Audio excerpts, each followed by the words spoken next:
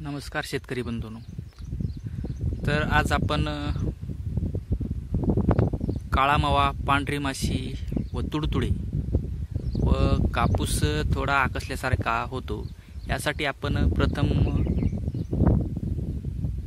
मावा यासाठी उलाला हे आपण औषध वापरत आहोत.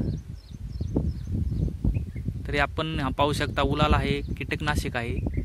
तरी आपण प्रतिपंपासाठी हे 10 ml असे वापरत आहोत. तरी ही आपली कापूस फवारणी तिसरी आहे व हे आहे मेशी.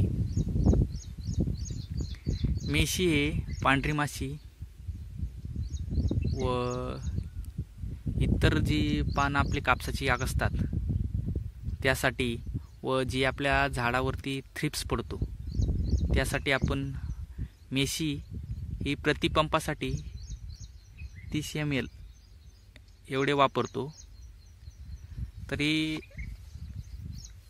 एक सूक्ष्म अन्नद्रव्य आहे, सूक्ष्मद्रव्ये मिश्रखत, सूक्ष्म अन्नद्रव्य मिश्रखत आहे, एक कॉम्बो आहे. तरी आपण पाहू शकता हे अशा प्रकारे सूक्ष्म अन्नद्रव्य आहे. हे प्रतिपंपासाठी आपण 40 ग्रॅम एवढे वापरत आहोत.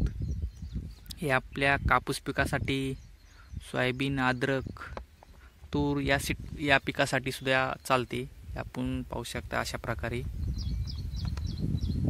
तरी हे आपण प्रतिपंपासाठी 40 ग्रॅम. मेशी हे प्रतिपंपासाठी आपण 30 ग्रॅम व उलाला प्रतिपंपासाठी 10 ml अशा प्रकारे आपण वापरत आहोत. तरी ही आपली कापूस फवारणी तिसरी आहे.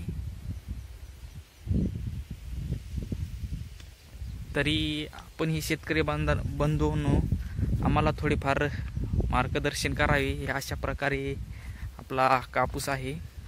तरी कापसाला आता 46 ते 47 दिवस झालेले आहेत. तरी 46-47 दिवसामध्ये एवढा आहे. नवनीतची बॅग आहे.